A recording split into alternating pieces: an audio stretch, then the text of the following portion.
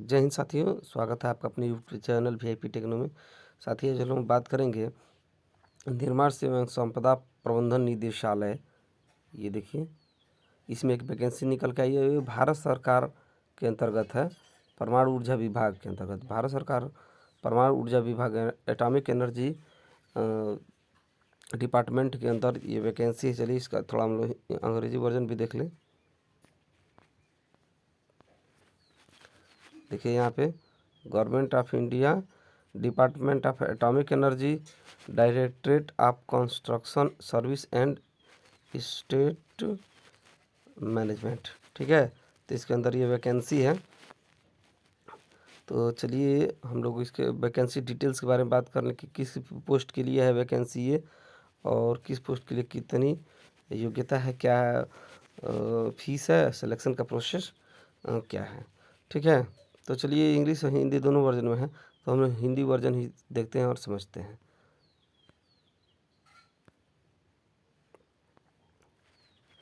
देखिए यहाँ पे दिया रहा है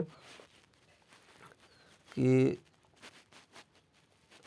निर्माण सेवा एवं संपदा प्रबंधन निदेशालय परमाणु ऊर्जा विभाग द्वारा अभी की विभिन्न इकाइयों के साथ साथ इसकी सहायता प्राप्त संस्थानों को अवसंरचनात्मक सहयोग प्रदान करने के लिए उत्तरदायी है।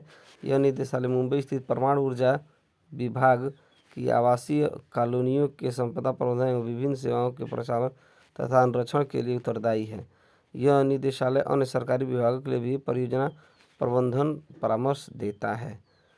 नीचे यहाँ दे रहा है, इस निदेशालय में निम्नलिखित पदों के लिए दिनांक 29/4/2022 तक प्रत्येक पद के सामने यथावर्णित न्यूनतम आयु 18 वर्ष, 18 वर्ष से अधिकतम आयु के आवश्यक अर्हता प्राप्त सक्रिय एवं समर्पित युवा उम्मीदवारों से आवेदन आमंत्रित किए जाते हैं। ठीक है, तो देखिए पहला जो पोस्ट है वो है तकनीकी अधिकारी का। ठीक है, ये ग्रुप 1 पद है और 56,100 प्लस केंद्र सरकार के कर्मियों को जो आय भत्ता दिया जाता है, तो उसके अनुसार इसका पेमेंट मिलेगा, यानी बेसिक पे 56,100 है।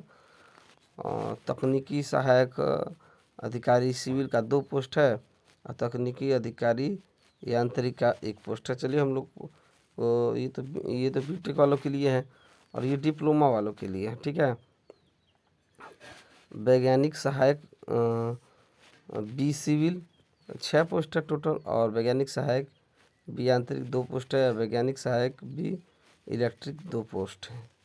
ठीक है, तो ये तीनों पोस्ट डिप्लोमा वालों के लिए है और ये पोस्ट है वो बीटेक वालों के लिए है। ठीक है, चलिए अब हम लोग थोड़ा सा जो मेन हम लोग को फोकस करना है आईटीआई वालों के लिए। देखिए तीसरे नंबर पे है तकनीकी टेक्नीशियन बी ग्रुप सी पद। यहाँ पे देखिए वेतन मैट्रिक्स के स्तर 3 में आरंभिक वेतन 21,700, जो 21,700 इसका बेसिक होगा, प्लस केंद्र सरकार के कर्मचारियों को आय महंगाई भत्ता एवं अन्य भत्ते मिलेंगे। ठीक है, टोटल रिक्ति की संख्या अगर बात की जाए तो 20 है। इसमें एसटी की 3 है, ओबीसी की 8 है, ईडब्ल्यूएस की 2 है, यूआर की 7 है और 3 बैकलॉग सहित वैकेंसी है। पिछली जो बची हुई वैकेंसी है 3, उसको इसमें समायोजित किया गया है। ठीक है, चलिए अब हम लोग पद की बात करें तो पद कोड संख्या यहाँ पे देखिए दिया है, पद कोड संख्या 6। ठीक है, यहाँ पे देखिए पद कोड संख्या 6 दिया है। पद का नाम क्या है? तकनीशियन बी प्लम्बिंग, यानी कि प्लम्बर के लिए है। पदों की संख्या 4 है टोटल। एससी के लिए एक भी पोस्ट नहीं, एसटी के लिए 1 पोस्ट है, ओबीसी के लिए 2 है और 1 अनरिजर्व के लिए है। अब इसमें शैक्षिक योग्यता की अगर हम बात करें तो एसएससी में न्यूनतम 60%, यानी हाई स्कूल में 60% अंकों के साथ विज्ञान गणित के साथ एवं प्लम्बिंग ट्रेड में प्रमाण पत्र अधिकतम आयु, और प्लम्बिंग ट्रेड में प्रमाण पत्र, ये प्लम्बर से ITI किया होना चाहिए। अधिकतम आयु कितनी होनी चाहिए? देखिए एससी की 25, एसटी की 30, ओबीसी की 28, ईडब्ल्यूएस इसमें पात्र है नहीं, अनरिजर्व के लिए 25 है।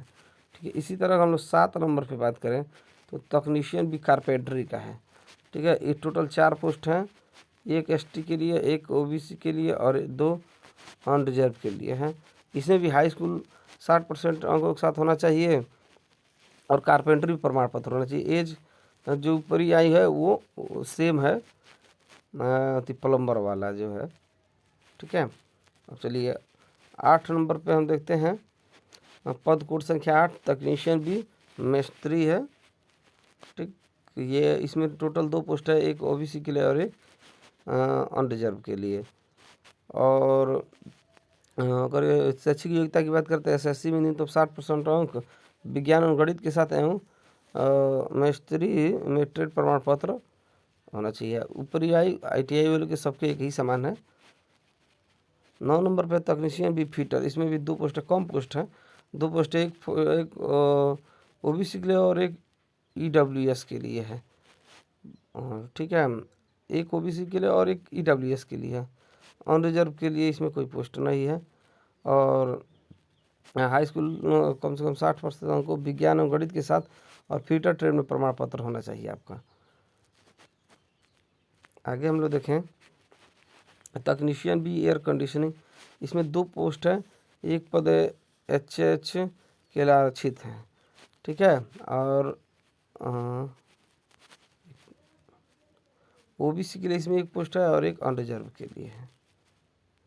हाई स्कूल और इसमें भी एयर कंडीशनिंग में प्रमाण पत्र होना चाहिए, यानी कि आरएसी में प्रमाण पत्र होना चाहिए, आईटीआई प्रमाण पत्र। 11 नंबर पे है इलेक्ट्रीशियन, इसमें 6 पोस्ट है। ठीक, इसमें ज़्यादा पोस्ट है, 6 पोस्ट है। और इसमें देखिए यहाँ पे एसटी के लिए एक पोस्ट है, ओबीसी के लिए 2 है, ईडब्ल्यूएस के लिए 1 है, अनरिजर्व के लिए 2 है। हाई स्कूल होना चाहिए, विज्ञान और गणित 20 के साथ, कम से कम 60% अंकों के साथ। और विद्युत ट्रेड में प्रमाण पत्र होना चाहिए, इलेक्ट्रीशियन में प्रमाण पत्र, आईटीआई प्रमाण पत्र होना चाहिए। ठीक है, चयन प्रक्रिया की अगर हम लोग बात करें तो चयन प्रक्रिया देखिए, पहले प्रारंभिक प्रक्रिया परीक्षा होगी। तो प्रारंभिक परीक्षा में सभी विषयों के लिए टेस्ट होगी और 50 बहुविकल्पी प्रश्न होंगे, 4 उत्तरों वाले, और अनुपात में 1 घंटे की समय अवधि में पूरा करना होगा।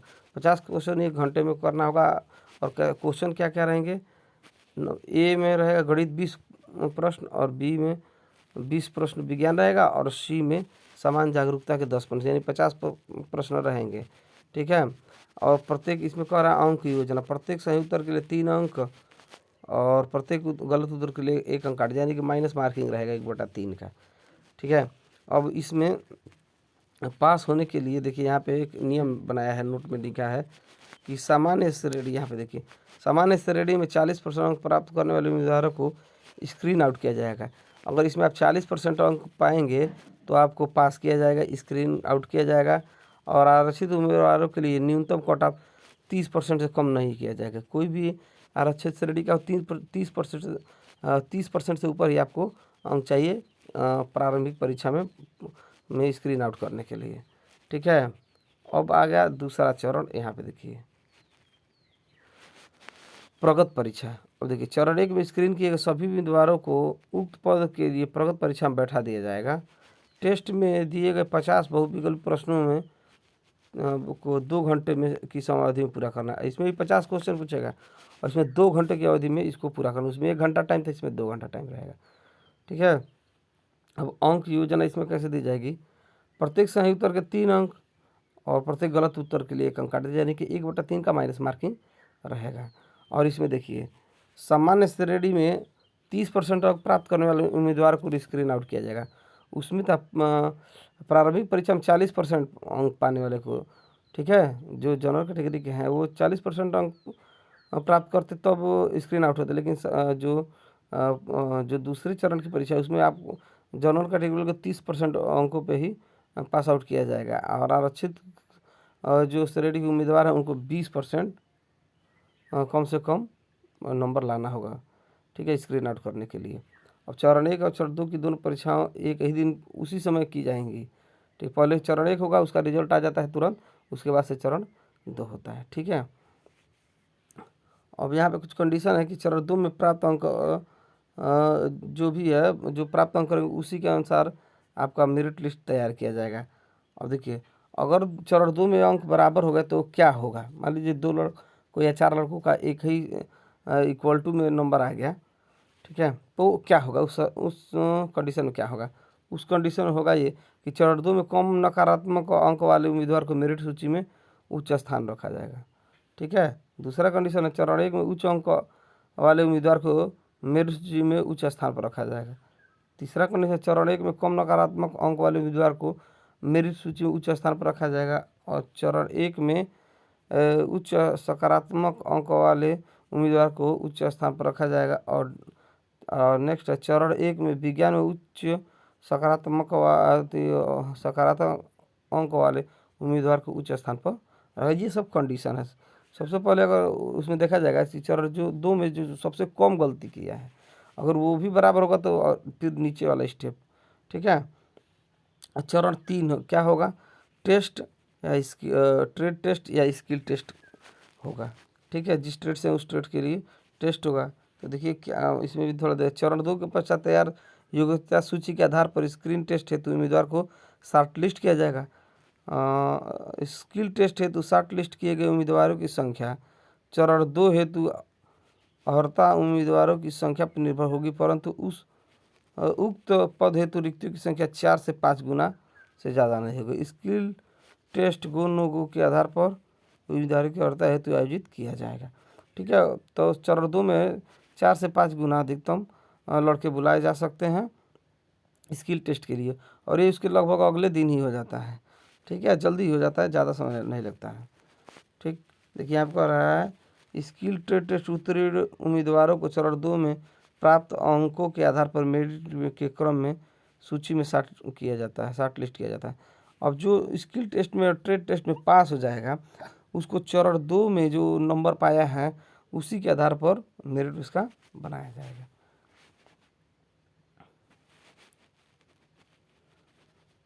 आयु सीमा में छूट ये तो आप समझ ही गए हैं, या इसका PDF डाउनलोड करके देख लीजिएगा। ठीक है। आवेदन शुल्क की हम लोग बात करें तो देखिए पद कोड 1 से 2 तकनीशी अधिकारी के लिए शुल्क 500 है, और 3 से 5 वैज्ञानिक सहायक बी के लिए 300 है, और 6 से 11 तकनीशियन बी के लिए 250 है। ठीक है। और ये जो कुछ उम्मीदवार हैं जिनको क्या बोलते हैं आवेदन शुल्क में छूट दिया जाएगा, वो हैं अनुसूचित जाति अनुसूचित जनजाति के उम्मीदवार, महिला उम्मीदवार, ठीक है, भूतपूर्व सैनिक और विकलांग व्यक्ति। इन लोगों को कोई शुल्क नहीं देना है। आवेदन कैसे करें ये थोड़ा समझना जरूरी है, क्योंकि ये ऑनलाइन आवेदन नहीं है, ये आपका ऑफलाइन आवेदन है। ठीक है। तो चलिए हम लोग आवेदन कैसे करें देख लेते हैं।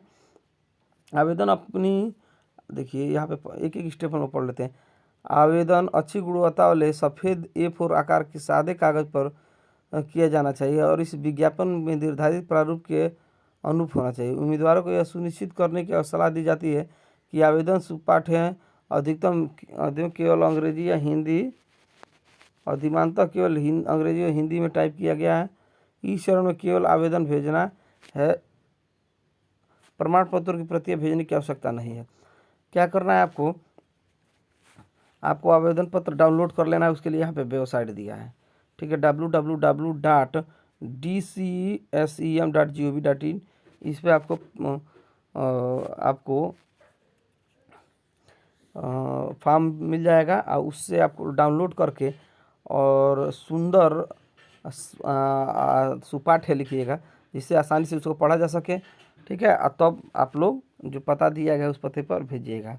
और देखिए दूसरा नंबर क्या कह रहा है, इसमें सर्टिफिकेट का फोटोकॉपी नहीं भेजना है। ठीक है। उसको उस समय स्वहस्ताक्षरित करके उसका फोटोकॉपी ओरिजिनल भी ले जाना है जब आप पेपर देने जाएंगे। ठीक है। आवेदन पत्र तथा लिफाफे पर बाहरी कवर विज्ञापन संख्या, ये विज्ञापन संख्या उसके ऊपर लिखना है DCSEM/01/2022। ठीक है, के अनुसार लिखना है। और वहाँ पे ये भी लिखना है कि पद कौन से पद के लिए है और पद कोड क्या है। ठीक है। आप देखे थे ना कि अभियंता इंजीनियर के लिए यहाँ पे पद कोड था, अभी हम आपको दिखा दे रहे हैं। देखिए जैसे यहाँ पे पद का नाम है तकनीकी अधिकारी C। ठीक है। आप पद कोड 1 या 2 जो भी हो, या आप मान लीजिए कि 6 से 11 में ITI वाले हैं, तो जो भी आपका ट्रेड है तो उसके आगे लिखा है 11 नंबर जैसे इलेक्ट्रीशियन का है और 6 नंबर प्लम्बर का है। तो यहाँ पे अगर इलेक्ट्रीशियन तो 6 नंबर डाल देंगे, और तकनीशियन बी इलेक्ट्रीशियन यहाँ पे डाल देंगे। ठीक है, यहाँ पे चलिए आगे हम लोग देखते हैं।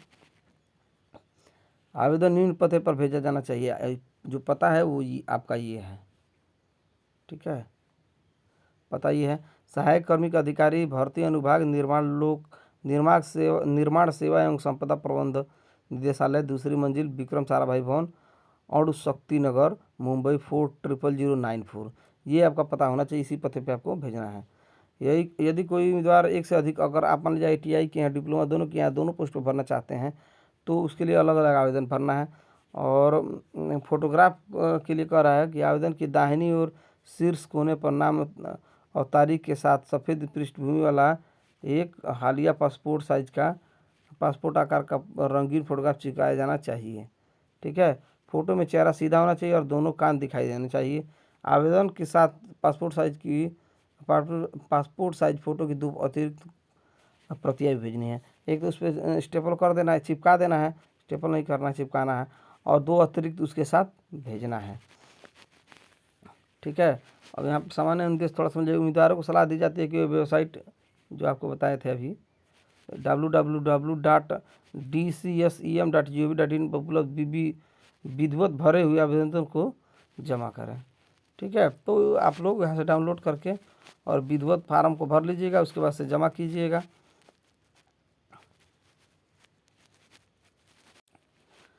तो फार्म जमा कर, आप लोग इस फार्म को पहले नोटिफिकेशन डाउनलोड कीजिए और अच्छे से पढ़ लीजिए, और उसके बाद से फार्म डाउनलोड करके और बढ़िया से फिल करके अच्छे से, ठीक है, साफ़ सुथरा, और इसको जल्दी से पोस्ट कर दीजिए। ठीक है, जो पता दिया है उसको पोस्ट कर दीजिए, और कोई एक्स्ट्रा डॉक्यूमेंट नहीं लगाना है। सर्टिफिकेट या मार्कशीट की कोई फ़ोटोकॉपी नहीं लगानी है, वो आपको ले जाना है। जब एडमिट कार्ड आएगा उसी के साथ आपको एग्ज़ाम देने जब जाइएगा तब सारा ओरिजिनल फ़ोटोकॉपी सब लेके जाइएगा। ठीक है साथियों, वीडियो कैसा लगा कमेंट करके बताइएगा, और चैनल को सब्सक्राइब कीजिएगा, और अपने दोस्तों के साथ इस वीडियो को शेयर कीजिएगा। धन्यवाद।